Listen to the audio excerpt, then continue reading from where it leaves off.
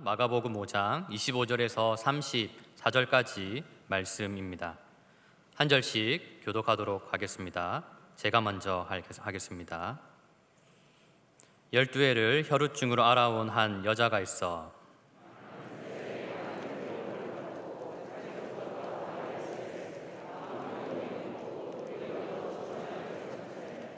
예수의 소문을 듣고 무리 가운데 뒤로 와서 그의 옷에 손을 대니 이는 내가 그의 옷에만 손을 대어도 구원을 받으리라 생각하밀라.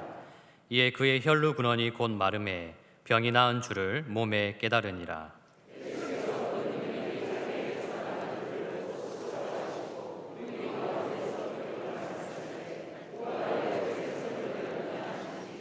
제자들이 여짜오되 무리가 애워싸 미는 것을 보시며 누가 내게 손을 대었느냐 물으시나이까 하되 예수께서 이 일 행한 여자를 보려고 둘러보시니 여자가 자기에게 이루어진 일을 알고 두려워하여 떨며 와서 그 앞에 엎드려 모든 사실을 여쭈니 예수께서 이르시되 딸아 내 믿음이 너를 구원하였으니 평안히 가라 내 병에서 놓여 건강할지어다. 아멘. 구운 감자, 고구마 튀김, 돈가스, 프라이드 치킨. 구운 감자, 고구마 튀김, 돈가스, 프라이드 치킨. 이 음식들의 공통점이 무엇인지 아십니까? 구운 감자, 고구마 튀김, 돈가스, 프라이드 치킨. 겉바속촉입니다. 겉바속촉이라는 것은 겉은 바삭하고 속은 촉촉한 것을 말하는 것인데요. 겉은 튀김으로 해서 바삭해서 과자같이 씹는 맛이 있고 속은 부드럽고 촉촉하여서 음식 내용물의 즙이 입안 가득히 채워지는 그러한 것입니다. 여러분은 어떤 겉바속촉을 좋아하시는지요? 저는 가족들과 함께 만 4년 동안 우리 교회 파송 선교사로 캄보디아에서 선교 사역을 하였습니다. 캄보디아에도 대표적인 겉바속촉이 있습니다. 그것은 바게트 빵인데요. 캄보디아는 프랑스의 영향을 받아 빵이 맛있습니다. 현지 빵집에서 각 구워낸 겉바속촉 바게트를 먹는 것이 큰 즐거움이었습니다. 따끈따끈한 온기와 갓 구워낸 구수한 빵 냄새, 그리고 빵을 쪼갤 때 과자처럼 부서지는 바삭함, 그리고 그 안은 부드럽고 연한 촉촉함을 맛볼 수 있었습니다. 그런데 하나님의 은혜에도 겉바속촉이 있는 것을 아시는지요? 하나님의 겉바속촉 은혜를 경험해 보셨습니까? 하나님의 겉바속촉 은혜는 겉은 울퉁불퉁하고 딱딱하여 먹기에 어려워 보이나 그러나 속은 따스함이 있고 온기가 있어서 위로와 격려가 되는 것입니다. 겉으로 보기에는 고난이고 고통이나 그러나 고난을 쪼개어 맛을 보는 순간, 고통을 온 몸으로 받는 순간 하나님의 은혜가 임하고 평안이 찾아옵니다. 이것이 하나님의 겉바속촉의 은혜입니다. 저는 이러한 겉바속촉의 은혜를 간접적으로 경험하였습니다. 제 친구가 받은 겉바속촉의 은혜인데요. 제가 대학생 때에 호산나 젊은이 일부에서 행정국장을 선출하게 되었습니다. 동기 2명이 젊은이 일부 행정국장, 반장, 회장 같은 것인데요. 후보로 나오게 되었습니다. 그 당시 저는 군 제대를 늦게 하여서 그냥 투표하는 멤버로 있었습니다. 후보 중 한 친구는 고등학교 때에도 그리고 졸업 후에도 잘 놀다가 제대 이후에 마음을 잡아 공부도 열심히 하고 신앙생활도 열심히 하였고, 다른 한 친구는 종종 돌발 행동을 해서 여러 사람들을 당혹스럽게 만들었지만 그래도 나름 올바르게 자란 케이스였습니다. 두 친구가 동시에 나와 후보로 경쟁해야 하는 상황이 된 것인데요. 어느 누가 봐도 누가 당선될지 뻔한 것이었습니다. 투표하는 날이 되었습니다. 돌아온 친구, 다시 돌아와서 열심히 해보려는 친구가 마이크를 잡고 말하였습니다. 자신이 행정국장이 되면 무엇보다 젊은이 일부를 예배하는 공동체로 만들고 싶다고, 그렇게 세우고 싶다고 비전을 선포하였습니다. 내용으로는 평범하고 그리 탁월한 것이 없었지만 그래도 괜찮은 비전이었습니다. 저는 이야기를 들으며 친구의 진심을 볼 수 있었습니다. 그리고 사실 감탄도 하였습니다. 그렇게 소극적으로 늘 아웃사이드로 빠져있던 친구가 이렇게 당당하게 우렁차게 믿음의 선포를 하다니 이 친구 안에 진짜 하나님의 은혜가 임했구나. 투표 결과가 발표되었습니다. 거의 몰수패로 그 친구가 떨어졌습니다. 그날 저녁 저는 집 컴퓨터 앞에 앉아 채팅을 하고 있었는데요. 마침 떨어진 그 친구와 대화하게 되었습니다. 내심 걱정이 되어서 떨어지고 난 뒤에 괜찮냐 물었습니다. 자신은 괜찮다고 아무렇지도 않다고 하였습니다.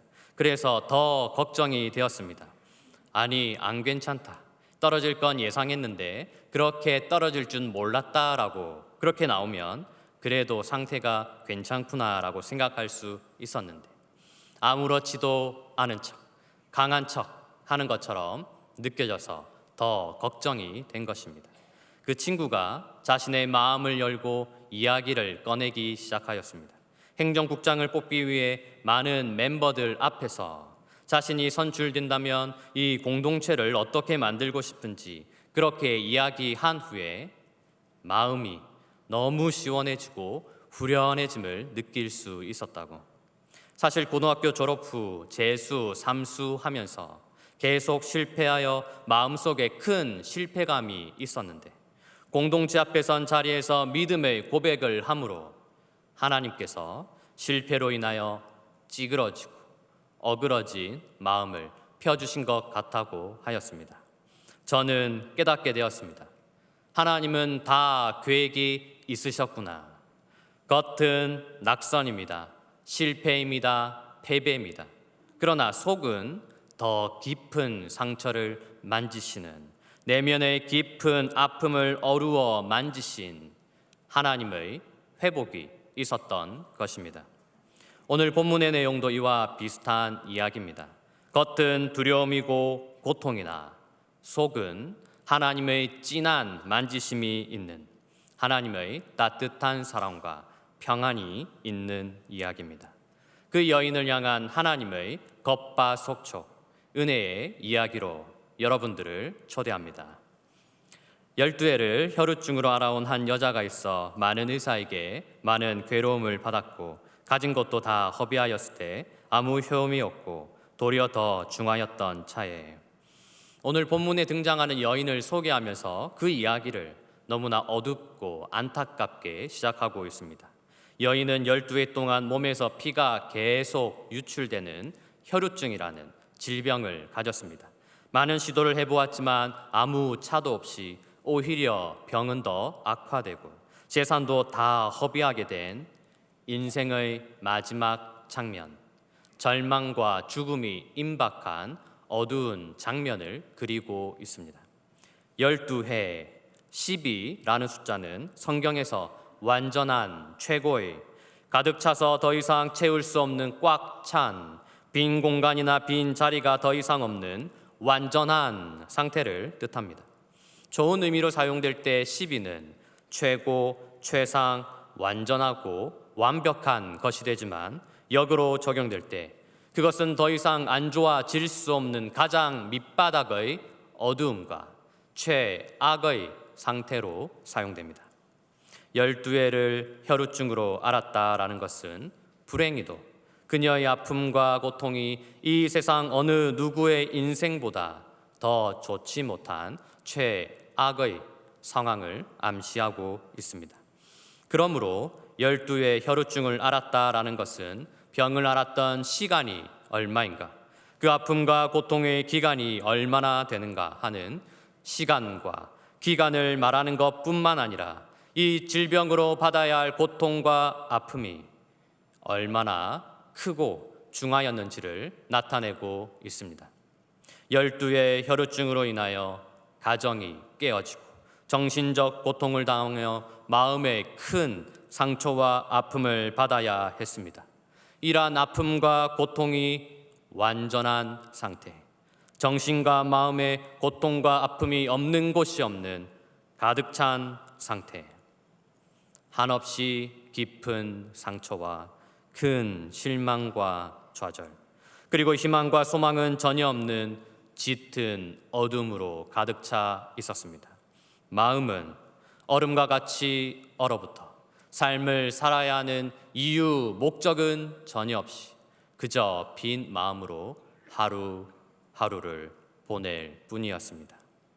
다른 사람들은 고치고 나아졌다는데 왜 하필 나만 안 되는가? 왜 유독 나만 그렇게 되지 않는가? 처음엔 그냥 그럴 수 있지. 다음엔 괜찮겠지. 다른 방법이 있겠지. 다시 해보고 또 해보았지만 전혀 되지 않습니다. 깊은 좌절감을 가집니다. 처음에 대수롭게 여기지 않았던 것들, 그럴 수도 있지 하며 넘어갔던 것들, 이제는 자신에게 정해진 결과가 되었고 변하지 않는 사실이 되었습니다. 절대 나아지지 않을 것이라 확신되었습니다. 그 확신은 자신 스스로를 부정한 자라 여기는, 스스로를 저주하는 삶으로 절망의 고통에 빠집니다. 다행인지 불행인지 몰라도 그녀에게는 병 고침을 시도해 볼 수 있는 상당한 재산이 있었습니다. 그래서 그녀는 자신의 병을 고쳐보고자 많은 시도를 하였습니다. 많은 의사에게 많은 괴로움을 받았고 가진 것도 다 허비하였을 때 아무 효험이 없고 도리어 더 중하였던 차에, 그러나 이 26절의 말씀은 12회, 12라는 완벽하게 가득 찬 고통과 절대적 한계에 사로잡혀 있는 인생의 절망과 끝을 확인시켜 줄 뿐입니다. 아무리 시도하고 해보아도 소용없는 절망입니다. 많은 의사에게 많은 괴로움을 받았고 가진 것 모두를 다 허비하였습니다. 그녀는 할 수 있는 모든 방도를 다 해보았지만 오히려 병은 더 악화되었습니다. 이로 인하여 말할 수 없는 고통을 받았습니다. 병을 고치기 위해 쓴 돈으로 이제 통장 잔고에는 아무것도 남아있지 않았습니다. 적당한 선에서 멈추었다면 병을 가지곤 있지만 그래도 남은 돈으로 먹고 살 수는 있었을 텐데 그마저 모두 다 허비해 버린 상태. 질병은 그녀의 미래까지 빼앗아갔던 것입니다. 그녀는 마침내 인생의 마지막 결론을 이같이 내고 있습니다. 절망과 죽음으로 저주받은 나의 인생, 그 어떤 누구도 나를 고칠 수 없다. 이 세상의 어떤 사람도 나를 고칠 수 없다. 나는 철저히 버림받은 자요, 완전히 저주받은 인생이다. 이러한 절망과 고통 속에 살아가고 있던 어느 날 한 소문이 들려옵니다. 그것은 나사렛 예수 그리스도께서 자신의 마을로 찾아오신 소식이었습니다. 예수의 소문을 듣고. 성경은 그녀가 이런 상태에서 어떻게 예수 그리스도 앞에 나오게 되었는지 자세히 설명하고 있진 않습니다. 그러나 그녀의 질병과 또 이로 인한 고통은 예수 그리스도를 단순히 사람이라는 존재 이상으로, 선생 랍비 그 이상으로 보게 만들었습니다. 고통과 아픔, 좌절과 실망으로 그렇게 죽을 수밖에 없는 운명을 바꿀 수 있는 유일한 방법은 하나님의 아들이 아니면 할 수 없음을 믿게 만들었습니다. 그녀의 끔찍하고 비참한 고통은 하나님의 아들 예수 그리스도를 절대적으로 믿는 신앙으로 만들었습니다. 예수의 소문을 듣고 그 이름 예수 그리스도. 이제 어둠과 죽음으로 뒤덮여 먼지와 같이 끝날 수밖에 없는 그녀의 인생에 놀라운 반전의 역사가 시작되려고 합니다. 예수 그리스도, 그 이름이 실존하고 그 이름이 역사하며 그 이름에 생명이 있습니다. 그렇기에 이제 그녀에게 전혀 없었던 구원의 희망, 생명의 소망, 평안의 기쁨이 한 방울 한 방울 떨어지기 시작합니다. 수치, 체면, 부끄러움, 다른 사람의 시선, 사회의 비난, 이런 것들을 다 제쳐버리고 오직 한 분, 예수 그리스도께 집중합니다. 자신을 억압하고 자신을 짓누르며 자신을 정죄하는 모든 것을 다 벗어 던지고 오직 한 분에게만 집중합니다. 주님을 만나기 위해, 주님을 대면하기 위해 모든 굴레와 족쇄를 벗어 던지고 주님 앞에 엎드립니다. 사랑하는 성도 여러분, 이러한 여인의 모습이 여러분의 마음속에는 어떻게 그려지고 있는지요? 그저 불쌍하고 가련한 한 여인으로 보이십니까? 아니면 이 여인 속에 어떻게 해서든 이겨내려고 하는 생명의 간절함이 보이십니까? 죽음과 생명의 그 긴장과 갈등 속에 어떻게든 살아보려고 하던 발버둥치는 원색적이면서도 짙은 생명의 진동이 보이지 않습니까? 자신에게 남겨진 마지막 힘과 에너지를 다 쏟아붓는, 생명력이 강하게 진동하는 그 간절함이 느껴지지 않습니까? 자신을 부정하고 비난하는 장벽을 뛰어넘고 생명의 간절한 소망을 가지고 예수님의 옷을 만짐으로 그녀는 고침 받습니다.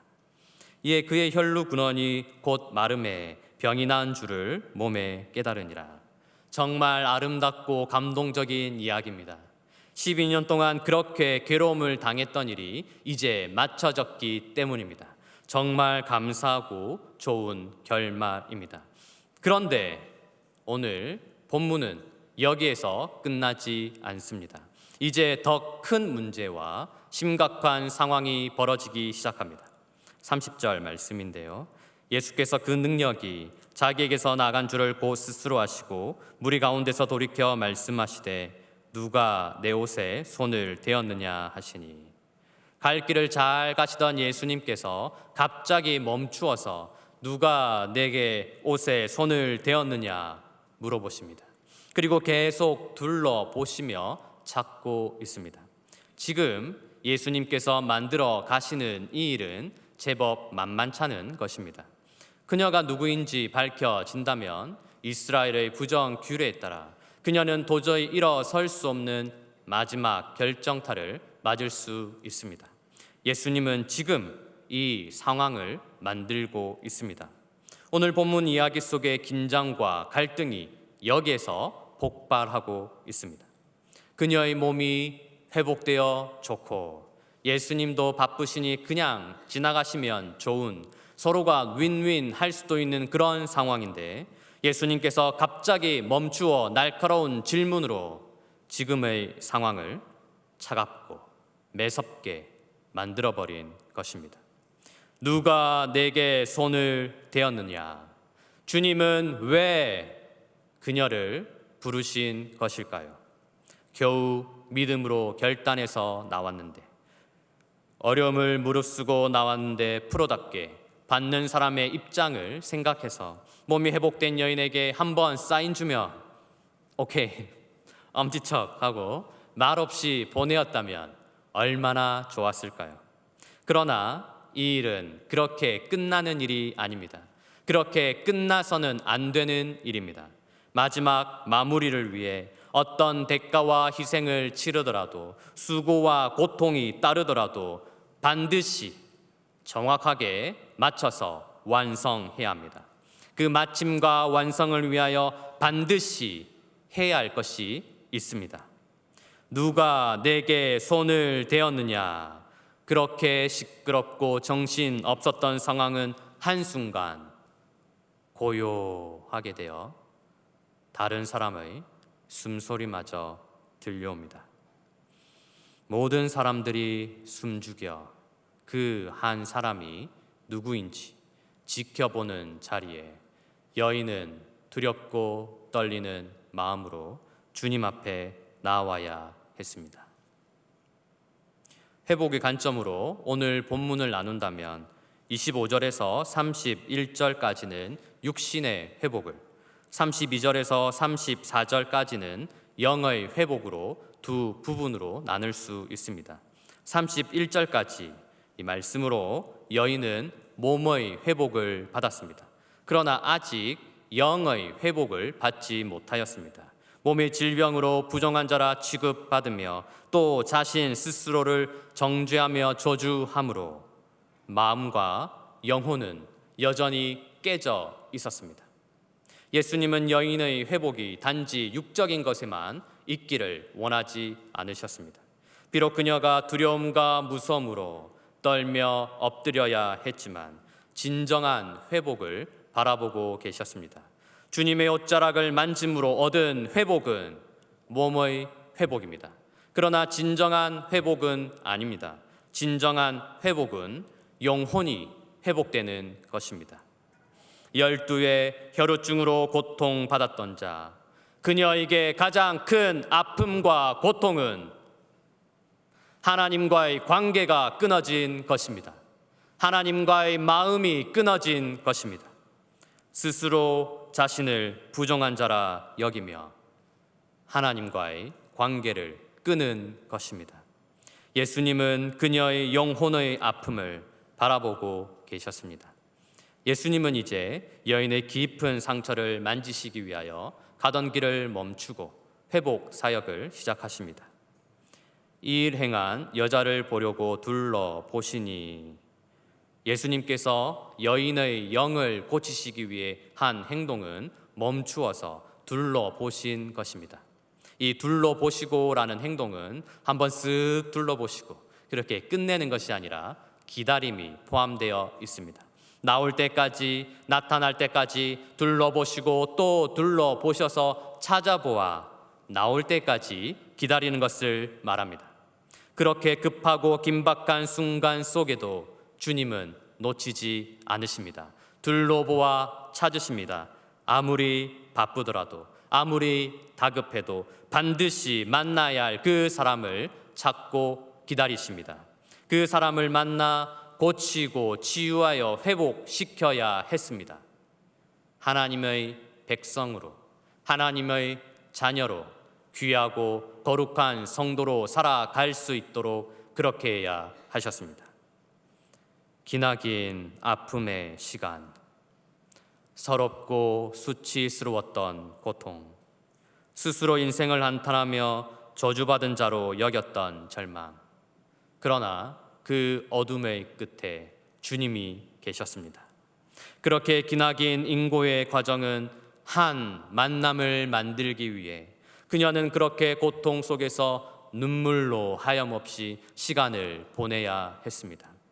언제 어떻게 끝날지 모를 두려움과 전혀 나아질 것이라 기대할 수 없는 절대적인 좌절 속에서 말입니다. 그러나 이 모든 것은 한 만남으로 끝이 납니다. 언제 끝날지, 어떻게 맞춰질지, 이를 위해 무엇을 해야 할지 도무지 알 수 없는 상황 속에 있었지만, 그러나 한 번의 만남이 있으면 그것은 끝입니다. 더 이상의 고통과 아픔은 없습니다. 주님을 만남으로, 주님을 대면함으로 끝이 납니다. 아픔과 고통으로 시작된 우리의 기나긴 인생은 주님을 만나는 한 장면으로 마치기 위하여 구원과 평안으로 끝이 납니다. 우리 인생의 모든 시간과 흐름은 이 한 장면을 향하여 흘러가고 있습니다. 주님을 만나는 그 순간 얼어붙은 마음은 녹아지고, 그렇게 서럽고 눈물나던 고통은 사라지며 모든 아픔과 고통은 기쁨과 감사로 변할 것입니다. 이것이 예수 그리스도 부활의 능력입니다. 주님을 만나는 한 순간으로 어떤 어려움과 고통이 오더라도 우리는 거뜬히 이겨낼 수 있습니다. 한번 주님을 만나면 주님은 영원토록 우리와 함께 계시기 때문입니다. 말씀을 함께 읽도록 하겠습니다. 33절입니다. 여자가 자기에게 이루어진 일을 알고 두려워하여 떨며 와서 그 앞에 엎드려 모든 사실을 여쭈니. 이 구절 말씀 속에 오늘 이야기의 가장 중요한 장면, 가장 집중해야 할 장면이 담겨져 있습니다. 두려워하여 떨며 이 부분과 와서 이 사이의 공간인데요. 여기에 엄청난 간격과 거리가 있습니다. 주님 앞으로 나오기 전 그녀가 겪는 심각한 갈등이 있었습니다. 엄청난 내적 싸움이 있었습니다. 두려워하며 떨면서 그냥 그대로 사람들 속에 묻혀 있을 것인가? 아니면 고통스러워도 너무나 힘들더라도 주님이 부르신 그 자리로 나아갈 것인가? 엄청난 갈등과 고민 속에 있습니다. 어떻게 여인은 두렵고 무서운 자리로 나아갈 수 있었을까요? 그냥 사람들 속에 자신을 감추고 숨고 싶었을 텐데, 그렇게 두려워하면서도, 그렇게 떨면서도 어떻게 주님 앞으로 나아갈 수 있었을까요? 그 안에 생명이 있었으니 이 생명은 사람들의 빛이라. 빛이 어둠에 비추되 어둠이 깨닫지 못하더라. 그렇게 두려워하며 떨고 있던 여인, 어떻게 할 줄 몰라 웅크리고 있을 그때에, 한 발을 떼어야 할지 말아야 할지 몰라 두려움에 몸을 떨고 있을 그때에, 그녀는 짙은 어둠을 뚫고 비춰오는 빛을 보았습니다. 그것은 생명의 빛이었습니다. 온화하고 따스한 예수 그리스도의 빛이었습니다. 어둠이 깨닫지 못한, 다른 사람들은 알지 못한, 오히려 숨기고 감추고 애써 부인한 그 빛을 그녀는 보았습니다. 그 생명의 빛에 이끌려 주님 앞에 아무것도 숨길 수 없음을, 감출 수 없음을 깨달았습니다. 그 빛 안에 있는 환한 세상과 따뜻하고 온화한 세계를 보았습니다. 그 안에 생명이 있었으니 이 생명은 사람들의 빛이라. 호산나 형제 자매 여러분, 어떻게 주님을 만나셨습니까? 구원의 빛, 생명의 빛, 주님의 빛을 어떻게 보셨습니까?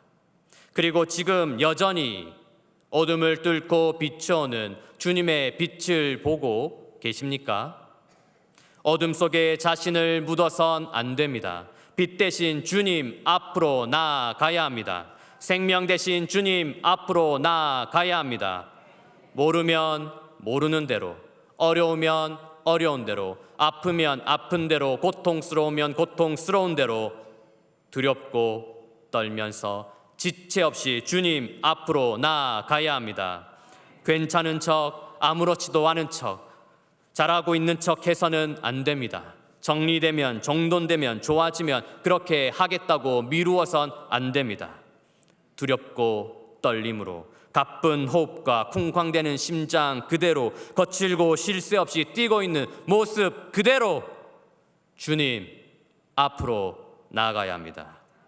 주님 앞에 나아가는 자가 복된 성도입니다. 주님이 고쳐 주십니다. 일으켜 세워 주십니다. 회복시켜 주십니다. 우리는 주님 앞으로 나아가야 합니다. 저는 캄보디아 선교 가기 전 어느 한 장로님의 창업 예배에 참석한 적이 있습니다.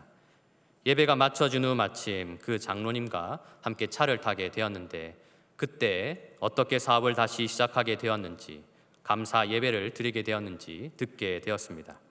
이전에 하던 사업이 있었는데 그만 IMF 사태로 인하여 부도를 맞게 되었습니다. 여러 가지 해결 방책을 모색하며 이를 위해 간절히 하나님께 기도하게 되었습니다. 그런데 기도할 때마다 하나님께서 부도를 다 받으라고 그런 마음을 주셨다는 것입니다. 당시 법의 테두리 안에 여러 가지 방법으로 막을 수 있었다 하였습니다. 그럼에도 기도할 때마다 그대로 다 받으라 그런 마음을 주셨다 하였습니다. 그래서 장로님은 그렇게 하였습니다. 모든 사업을 다 정리하였습니다. 그리고 난 뒤 다시 사업을 하고자 여러 도움을 구하게 되었는데 이전 거래하던 사업체의 사장에게 찾아가 다시 시작할 자금을 구하고자 하였습니다. 그 사장님은 장로님께서 사업체의 부도가 왔을 때 정직히 일을 처리하는 것을 보며 그 장로님을 깊이 신뢰하게 되었다 하였습니다. 그래서 새로운 사업을 하는데 힘이 되길 바란다며 기꺼이 사업 자금을 지원해 주었습니다. 그렇게 해서 여러 도움을 받게 되어 다시 사업을 시작하게 된 것입니다. 이를 감사하기 위해 창업 감사 예배를 드리게 되었다 하였습니다. 저는 생각해 볼 수 있었습니다. 처음 하나님께서 부도를 다 맞으라라고 말씀하셨을 때 그 장로님의 마음이 얼마나 힘들고 어려웠을까. 다시 기도하며 여러 번 주님을 만나며 그것이 아님을 얼마나 확인받고 싶었을까. 여러 가지 방법으로 누구나 다 그렇게 하는 방법으로 자금을 마련하여 다시 시작할 수 있는데 그런 인간적인 마음이 들었을 것인데 이를 뿌리치는 것이 얼마나 어려웠을까. 번번이 기도할 때마다 다 받으라 그런 마음을 주시는데 그렇게 하나님과 만나는 것이 얼마나 힘들고 어려웠을까.